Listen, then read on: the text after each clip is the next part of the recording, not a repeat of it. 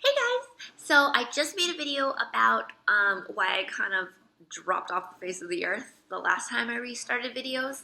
But this video is going to be about, this is going to be part one of our crazy moving situations. And I've already touched on these. I feel like I've already touched on these other two moves. So we're going to briefly touch on, we're going to go two moves back to when we moved to Japan. So when we moved to Japan back in 2016, that move, it is different. When you normally PCS from one place to another, you're moving from one base to another base, they'll usually have housing for you waiting at your next base. When you move to Japan, it's a little bit different, and you have to go to this housing brief. And then at the housing brief, they will tell you whether or not they have housing for you. And that's kind of nerve-wracking when you move to a foreign country and you're uncomfortable and you're kind of scared, culture shock, and then they tell you that you have to just kind of go off base and find your own thing. And they do not help you find a place to live. Basically what they do is they give you a list of real estate agents, and then you just have to call them and then see if any of them have anything for you. This is what happened to us. We went to the housing brief and they told us that they didn't have any available base housing and that we would have to live off base. And I was not okay with this. I was really freaking out because I didn't drive. I had a kindergartner, or soon to be kindergartner, and I was like, how am I supposed to get him to school? I don't drive. Like, living off base is not okay. I need to be on base where I can get to the grocery store, where I can get to his school, where I can, my husband travels a lot for work, and I was like, I cannot be off base because I don't have a way to get to things. We explained this to our housing manager. I think within a few days, or within a week maybe, she was able to offer us something on base, and so we did have housing on base the first, when we moved to Japan. Okay, so we lived in Japan, all is good and well. My husband applied for this other job that he really wanted, still within the same kind of department of where he is working, but just a different position. But to do that position, you have to go to school for a year. So we did have the option that he could have left us in Japan and gone on to Minnesota to do a year of school, and then he could have returned to Japan.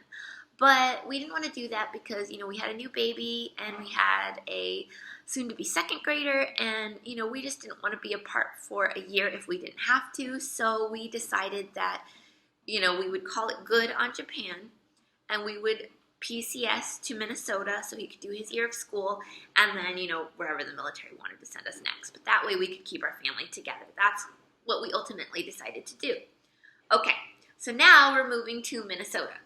And again, we were met with kind of the same issue in that moving to Minnesota, we were going there so he could attend college, but it wasn't a base. So again, they did not have housing for us because there's no base housing.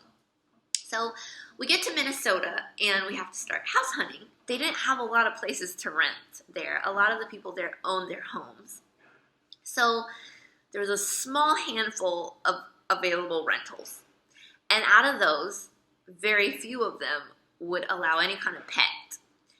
And out of those, very few of them would allow a big pet. Our options were very scarce. The very first house that we were able to view, it smelled like a urine bowl. The lady that showed us the house admitted that the previous people that lived there, they were kicked out because they had a ton of animals in there and they weren't supposed to. And basically when they moved out, they found that all the carpet had excrement on it, was saturated in urine and animal feces. But instead of replacing the carpet like they should have, I guess the owner decided to use a steam cleaner and clean it, but that only mildly cleaned the surface. There was all kinds of stains on this carpet, you guys. It was so nasty. But like the pad underneath was still saturated, and you walked 1 foot into this house and your nose started burning from the ammonia of urine and the smell of poop. And the house was literally falling apart. Ian went to go walk up the banister and it came off in his hand. There was nails sticking up from the floorboards. It was dangerous. It smelled terrible, and yeah. We asked if the owner would be willing to replace the carpet, and she said only if we fully paid for it out of our own pocket. And we were only going to be there a year, so and I think she quoted us that it would be about $4,000 to recarpet the whole house. And so we were like, do we want to spend $4,000 out of pocket to do what this owner should have done? And then we're only going to be here a year, and he just gets to keep all this work that we'd have to put into this house. But at the time, we weren't really getting any other bites as far as realtors calling us back and saying that they had anything. So we had actually considered moving into this house and renovating it on our dime for the owner, just so we'd have a place to live for the year. Before we did that, we got another call from another realtor who said she was okay with our dog. This house was extremely small, and it only had 2 bedrooms, and we were a family of 4, and we were kind of hoping for 3 bedrooms. So we would have had to share, and all the 2 bedrooms were tiny. We weren't sure how that was going to work, but that was really our only option at that moment. And then thankfully, last minute, we did find another house that we ended up renting. It was a great house. It was big. It had 3 bedrooms, and the landlord was also the actual owner of the house, and he was literally the best. So yeah, our landlord was amazing. We couldn't have asked for a better landlord, and we loved that house, and we did enjoy our time in Red Wing. When it came to the school, however, there was 2 schools in Red Wing that Ian could have attended. One school is the one that we wanted him to go to because, again, I didn't drive, and that school was within walking distance for me. The other school was well across town. Like, it was far away. There's no way you could walk to it. Like, you had to take highways to get there. So I wanted him to be at the school that was within walking distance. When we went to go sign him up for school, they basically told us that he was absolutely going to be sent to the other school simply because he needed speech services, and that is the school that provided those. Ian did end up taking the bus, which was very scary for me, but he ended up liking it. I did not like it because he did experience some bullying on the bus. So we're in Red Wing, and Neil has completed his year of school, and we're waiting on where we're going to be stationed next. And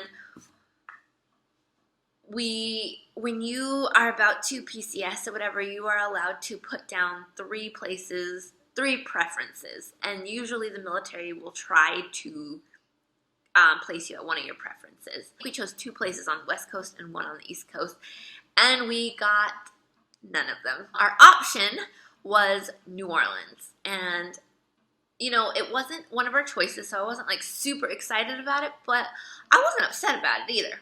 So I started to get a little bit excited about New Orleans, you know, because that's kind of an exciting place. I've never been there. So I started doing what every military wife does when she finds out their next duty station. You start researching. You start researching what your house is going to look like. You start researching where your kids are going to go to school. You start researching the neighborhood. And what I found was not great.